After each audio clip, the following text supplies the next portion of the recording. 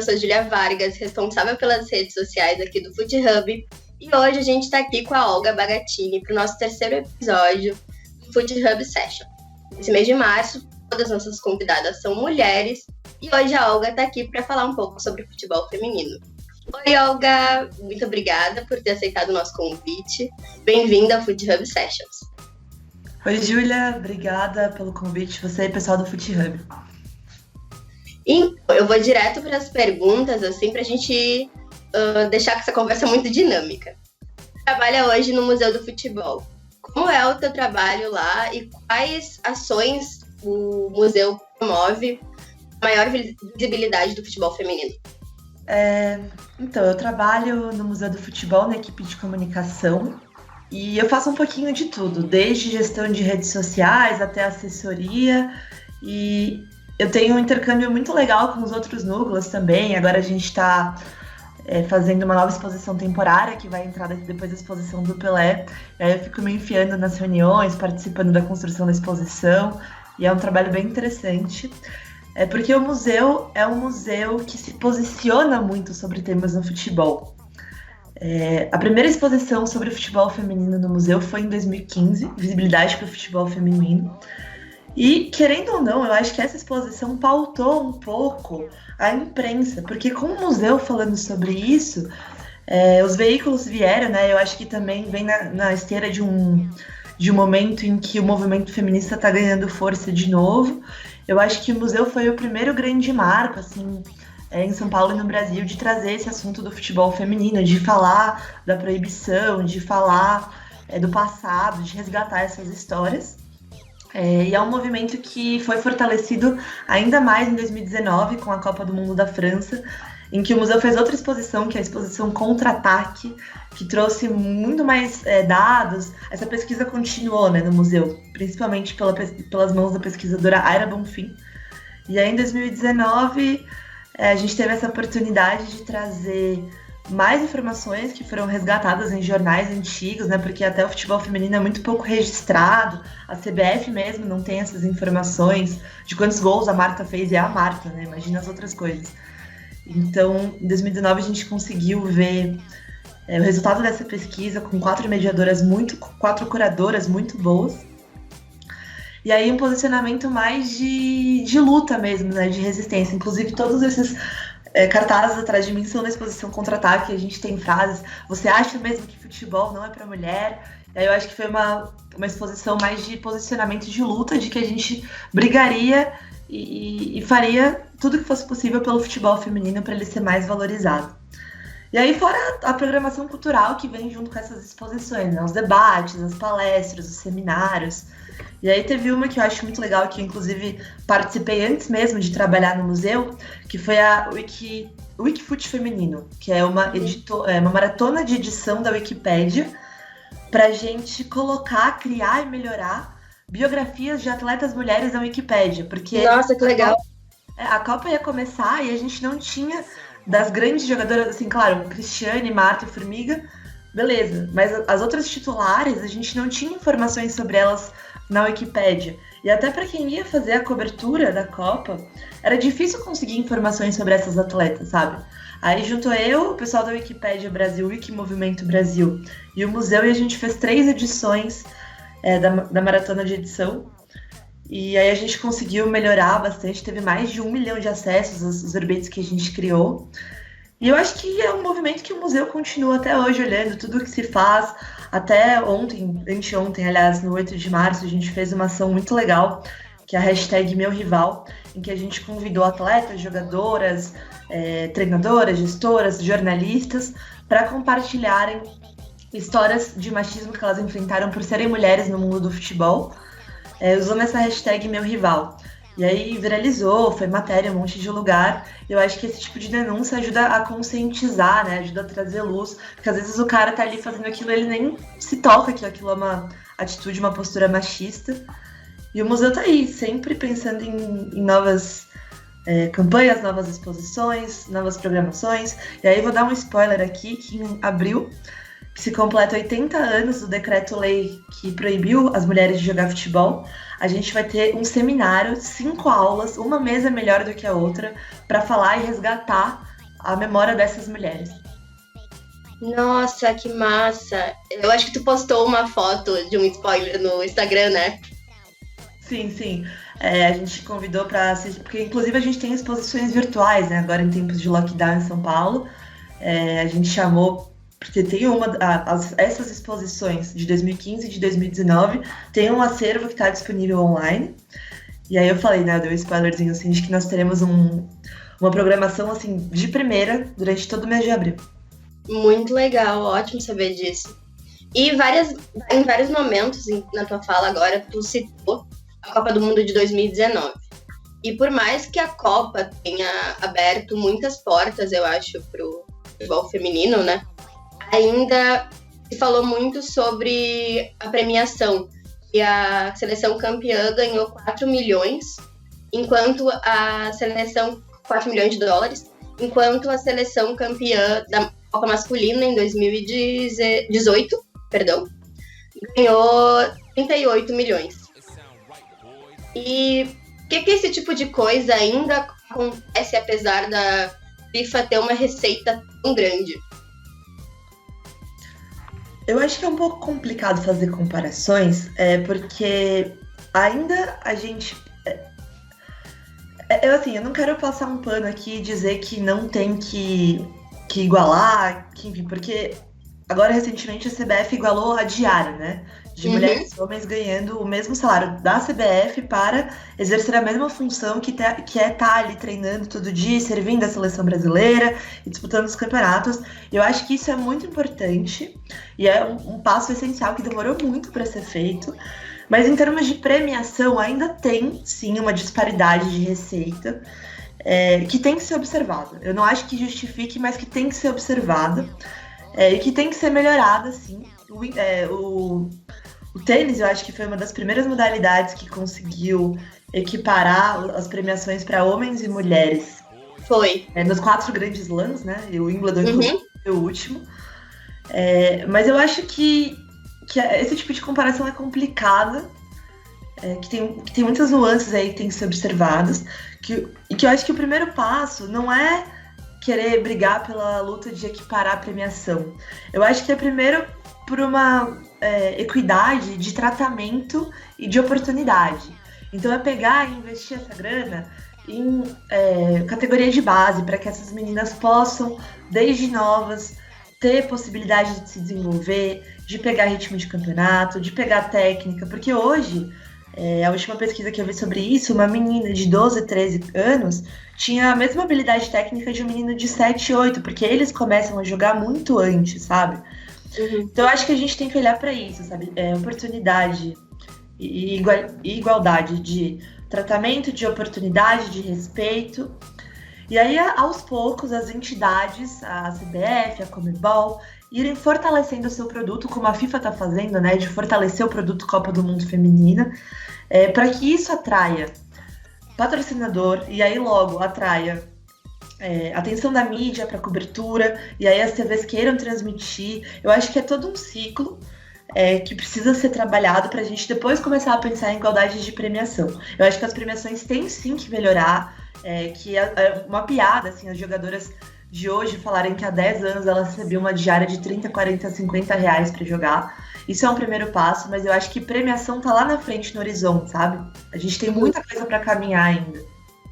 Tu comentou sobre o meu rival. Eu vi um tweet falando sobre como as mulheres que tinham cabelo curto foram proibidas de jogar no começo dos anos 2000. E a Cici foi uma dessas mulheres, inclusive, ela vai ser uma das entrevistadas dessa nossa série. Ela, inclusive, está aqui. Eu sou uma grande fã dessa mulher. Eu tenho até uma ilustração dela aqui na minha parede, porque eu sou muito fã. Deixa eu ver. Eu não consigo enxergar. Isso aqui, na verdade, foi um colega meu inglês que fez com base numa foto dela, e aí eu tenho aqui. Ai, que legal! Nossa, ela é super querida, né? Ela conta como ela passou por isso, e ela foi uma grande jogadora que não teve toda a visibilidade que, por exemplo, hoje a Marta e a Formiga têm. O que tu acha que a gente pode fazer hoje para compensar a falta de visibilidade que a Cici perdeu naquela época, que hoje a Marta e a Formiga, por exemplo? Grande Cislade, sou muito fã da Cici, sou muito suspeita para falar. E eu acho que, assim, tem toda uma geração ali, né, que jogou com a Cici que não teve, até hoje não tem reconhecimento e valorização à altura do que elas fizeram, né? Que a primeira geração de mulheres a jogar depois do fim da proibição. Uhum. A Cici, ela é muito reconhecida internacionalmente. Nos Estados Unidos, ela é uma deusa. Ela é técnica hoje lá, né, inclusive. Sim, ela é técnica na Califórnia. E ela, inclusive, tem um livro da filha do Bill Clinton, da Hillary Clinton, a Chelsea, que é uma série que chama Ela Persistiu, se não me engano, em inglês. Nossa. E a Cici tá nesse livro como uma das 10 mulheres que persistiram e lutaram. A história dela tá escrita em quadrinhos.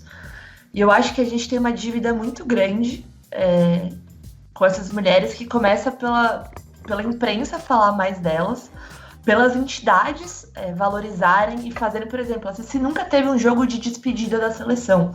A CBF precisa, é urgente fazer esse jogo de despedida, porque a Cici ainda joga bola, viu? Ela brinca lá com as meninas no time que ela treina.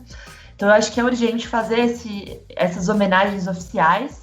A imprensa procurar saber mais da história dessas mulheres, as oportunidades que tiver. Eu acho que na Copa de 2019 a gente conheceu mais a história delas, né? Roseli, Pretinha também, a Leda, Soró.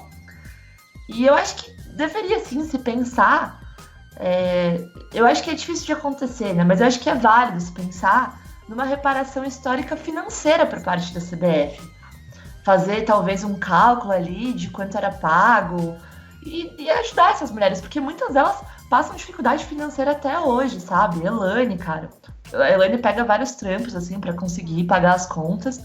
E eu acho que é uma coisa que vale fazer, sim, tanto da parte financeira quanto da parte de memória e de valorização e reconhecimento no presente, porque elas estão vivas. A gente tem que aproveitar essas mulheres, sabe? Ouvir as histórias delas e prestar as homenagens enquanto a gente ainda pode. Elas são novas, claro, mas assim, tá tarde já pra gente começar, mas antes tarde do que nunca. Tem um livro até que eu tava lendo, o Boleiras, né?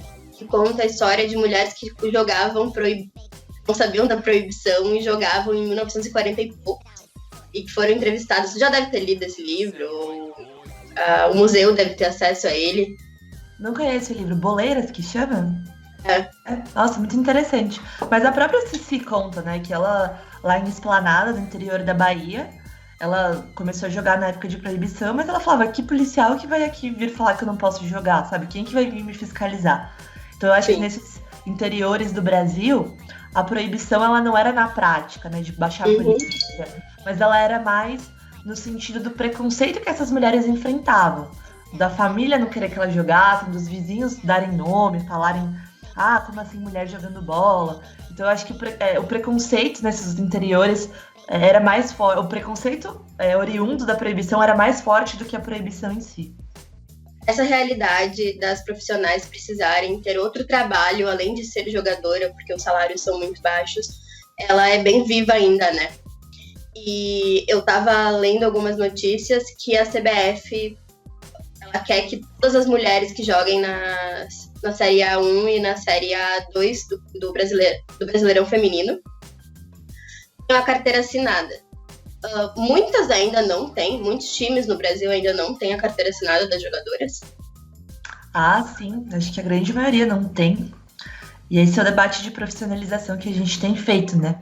E é agora, com a Aline Pellegrino e a Duda Luizelli à frente do futebol feminino da CBF, eu imagino que elas estejam fazendo ali uma pressão com a diretoria para que isso se torne uma realidade, porque ainda tem muitas jogadoras de clubes grandes, inclusive clubes de camisa, que vão e treinam e vão junto fazendo uma faculdade, e aí até às vezes a bolsa de estudos é uma contrapartida do clube para elas jogarem para o clube, para ir pensando numa carreira paralela, caso o futebol não dê certo, né? Porque a grande maioria não consegue pagar as contas com o futebol feminino.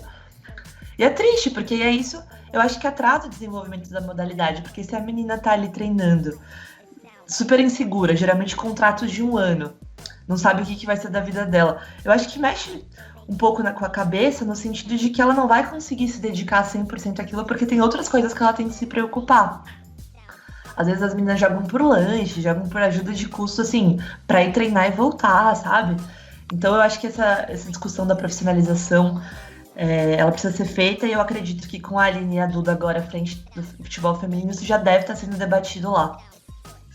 Além disso, dessa contratação da Aline e da Duda pela CBF, que acho que todo mundo concorda que foi um acerto, né, para o futebol feminino, há alguns anos vem se discutindo a obrigatoriedade dos times masculinos, que eles precisam ter um time feminino para participar do Brasileirão, da Série A, né, e da Libertadores. Qual a tua opinião sobre essa obrigatoriedade? Eu acho que tem que ter, sim. Eu acho que, infelizmente, né, vamos por bem ou por mal, mas o futebol feminino precisa desse tipo de medida, porque a gente não pode ficar esperando a boa vontade dos dirigentes, dos clubes e das federações estaduais. E eu acho que ainda deveria ser mais, assim, não é só ter um time, que é um time feminino adulto e um de base. Eu acho que a CBF e a Conmebol poderiam pensar em outras contrapartidas para o clube não ter só o time por ter, sabe? Então, isso da profissionalização, da carteira assinada, destinar tanto por cento do investimento do clube com futebol por mês para o feminino, porque senão tem aí vários clubes que fazem isso de qualquer jeito e a gente vê essas goleadas, né? 30, 40, 0, e aí cria-se uma disparidade. Então eu acho que essa é uma grande oportunidade agora que a gente está começando a estabelecer as bases do futebol feminino no Brasil, falando de profissionalização, colocar isso agora, essas contrapartidas agora, para que o desenvolvimento nos próximos anos seja feito em cima disso, porque senão a gente vai ver muita desigualdade, com o Corinthians, uma Ferroviária, clubes com grana e com vontade de investir ganhando tudo, e essas goleadas absurdas, sabe? Então tem que se pensar no modelo para que esse desenvolvimento seja gradual e igualitário, para que não surjam grandes monopólios, assim, né? Um ou outro grande time que ganha tudo, porque é o time que está com grana e com estrutura para investir. Eu vi um tweet teu falando sobre as jornalistas negras no esporte. Hoje a gente tem várias jornalistas na frente, a Ana Thaís, a Renata Mendonça, a Bárbara Coelho. Inclusive, nessa semana, a gente teve a primeira narradora, né, mulher, no Sport TV. Porém, a gente ainda tem poucas profissionais negras nessas grandes emissoras. Como nós, mulheres brancas, podemos trabalhar para que essas mulheres sejam mais conhecidas e tenham o mesmo reconhecimento que a gente está tendo? Inclusive, o tweet foi baseado numa conversa que eu tive com um grupo de alunos da PUC há alguns dias. E aí uma das meninas, a Maria Tereza, ela levantou esse debate, essa questão. Ela me perguntou isso, na verdade. Do que as mulheres brancas estão fazendo e poderiam fazer para diversificar, né? E fazer com que, agora que a gente ocupa esse espaço, não sejam só as brancas ou as padrões, enfim, o padrão de beleza da sociedade que a gente tem hoje. Como fazer para tornar isso mais diverso? E aí o que a gente conversou, eu até abri esse debate no Twitter, se alguém tiver sugestões, ideias e críticas para a gente ampliar esse debate, mas o que eu falei são 3 frentes, que uma é nós que estamos ocupando esses espaços, tentarmos puxar mais mulheres pretas com a gente por meio de indicações para trabalhos, indicações para seminários, palestras, eventos. A segunda é investir nós mesmas, de fato, numa educação antirracista e não ficar tratando as manas pretas de wiki preta, né, perguntando, isso pode fazer, isso não pode, mas nós mesmas irmos atrás de leituras, de artigos, de matérias, de cursos. E aí eu até indiquei lá no Twitter, eu vou indicar aqui de novo, o coletivo de GEG, que é um coletivo que faz um trabalho maravilhoso. E aí você tá pagando uma mulher preta para falar sobre isso também, sabe? Eu acho que tem um outro aspecto aí que é bem interessante de empoderar através da grana mesmo. E alertar mulheres brancas quando elas estão sendo racistas, estão fazendo comentários racistas, posturas racistas, porque é estrutural, né? E às vezes a gente não percebe. E assim como nós mulheres cobramos os homens que apontem o dedo pro brother ali na rodinha num comentário machista, nós mulheres brancas também precisamos apontar o dedo para as mulheres brancas com essas atitudes e a gente se policiar, sabe? Porque a gente também não tem que deixar essa carga mental toda em cima das pessoas pretas de ficarem apontando as coisas que a gente faz. E aí eu acho que essas são as 3 grandes frentes, mas estou super aberta para escutar, para trocar nesse sentido, mas eu acho que é urgente. E até como a Mana lá da PUC falou, que a gente externe o nosso incômodo com isso, porque às vezes a gente fica com medo, né, de, mas não é meu lugar de fala, mas a gente tem que falar que isso incomoda a gente também, de que são sempre as brancas que estão lá. Eu acho que é isso. Agora um pouquinho da tua vida como profissional, né, tu é jornalista, e tu passou um tempo morando em Londres para fazer um mestrado em jornalismo esportivo, né? Isso é muito legal, tu ganhou uma bolsa, na verdade, né? Isso, uma bolsa do governo do Reino Unido chamada Chevening, que eles pagam tudo, é maravilhoso. E como é a relação, conseguiu observar a relação dos ingleses com o futebol feminino? Essa foi justamente toda a minha base de pesquisa, né? Como eu convencia o governo do Reino Unido a me dar essa bolsa. Eu falei que eu queria justamente estudar essa relação e entender o que a gente poderia importar para o Brasil a partir dos modelos que eles têm lá. Mas aí eu cheguei lá e descobri que não dá para importar, porque com base em toda uma questão, né, de eles terem sido imperialistas e colonizado o mundo todo, invadido o mundo todo. Eles têm muita grana, é um país rico, diferente do Brasil, e por isso, por serem ricos, e são ricos porque colonizaram e porque invadiram, e aí eu gosto de ressaltar isso, porque não é que eles são, meu Deus, sociedade evoluída, sociedade civilizada, é porque eles têm um histórico de poderem estar num outro lugar de debate hoje, porque eles têm essa grana, porque eles fizeram o que fizeram. Mas, enfim, que hoje os debates que se tem lá sobre minorias sociais, sobre futebol feminino, é muito diferente do que a gente tem aqui. Eu sinto que hoje aqui, a gente do Brasil e na América Latina como um todo, a gente está engatinhando ainda nesse debate, sabe? A gente está ainda comprando brigas que eles já compraram lá atrás. Então hoje, por exemplo, as ações que os clubes fazem, por exemplo, para a torcida LGBT, de valorização. Tem um dia lá que todos os times vestem alguma coisa com a bandeira LGBT do uniforme e promovem debate sobre futebol feminino, e os clubes estão investindo e a torcida está indo no estádio. Eu acho que é só um outro lugar já, sabe? Eu acho que eles já passaram pelo que a gente está passando agora. Eu espero que daqui a uns anos a gente consiga naturalizar, porque eu penso que se um clube grande de Série A fosse fazer uma campanha tão aberta assim, do dia da visibilidade LGBT, e colocasse um arco-íris uniforme, a torcida ia cair matando, parte da torcida ia cair matando em cima, sabe? Então eu saquei que não dava para importar, dava pra gente olhar para modelos, se inspirar, principalmente em relação à imprensa. Só que eu acho que a imprensa pode falar de um outro lugar lá, sabe? Do que a gente ainda tá brigando aqui, passinho de formiguinha, para começar a aumentar e ampliar esse debate. Mas é uma relação muito bonita, assim, porque eu acho que os clubes estão investindo, a federação, a FA, está entendendo o futebol feminino como produto. Então agora eles vão, na próxima Euro Feminina vai ser a Inglaterra que vai sediar. E eu acho que a gente tem muito a aprender. E é só a gente ver, né, que a melhor competição de clubes hoje, feminina, é da Inglaterra. Os clubes estão contratando as craques, estão levando as grandes jogadoras da Liga Americana também. A Alex foi pra lá, né, no ano passado. Uhum. A Sanker também, que foi pro Chelsea. Grandes jogadoras da Europa também estão indo pra lá. Então eu acho que a gente tem que ficar de olho pra aprender, só que é difícil de importar o modelo, sabe? Bom, indo mais pro final, queria saber o que tu espera pro futuro do futebol feminino e pra próxima Copa do Mundo que a gente vai ter na Austrália, né, em 2023. Eu acho que vem coisa boa por aí, assim. Eu acho que a gente tá agora, finalmente, né, depois de tanto tempo. Porque o histórico é todo ano de Copa e Olimpíada rola aquele oba-oba e depois a gente esquece.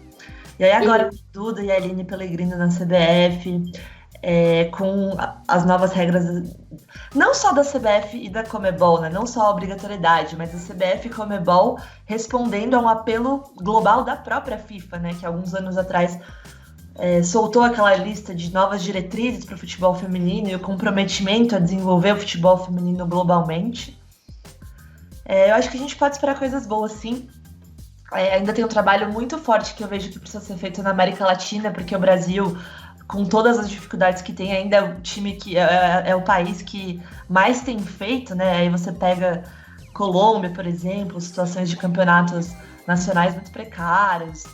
Venezuela, enfim, Venezuela por todos os outros problemas, né? Mas a Argentina, que agora tá numa luta de profissionalização também, que acho que 2, 3 anos atrás também conseguiu que suas atletas tivessem algumas condições básicas, mas outros países que estão muito atrás do Brasil, e o Brasil já está atrás do mundo.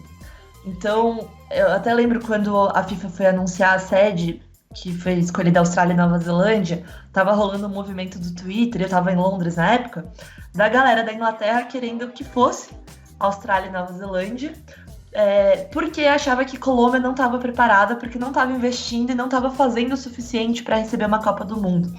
Inclusive o pessoal falou, torceremos muito pelo Brasil em 2027, porque a gente vê o Brasil se movimentando, mas a gente acha que a Colômbia, a Copa vai ser a Copa é um prêmio, né, pelo trabalho realizado, mas a Colômbia não está realizando esse trabalho. Então, vejo coisas boas para o Brasil, acho que a gente precisa pensar em como desenvolver a América Latina inteira, pra gente não ficar ganhando toda a Copa América, né? Porque é isso, né? A gente tá muito acima e eu acho que tem que ter uma competição saudável, né? A gente tem que pensar, a Conmebol precisa pensar, e as federações, as confederações nacionais, pensar no que se pode fazer.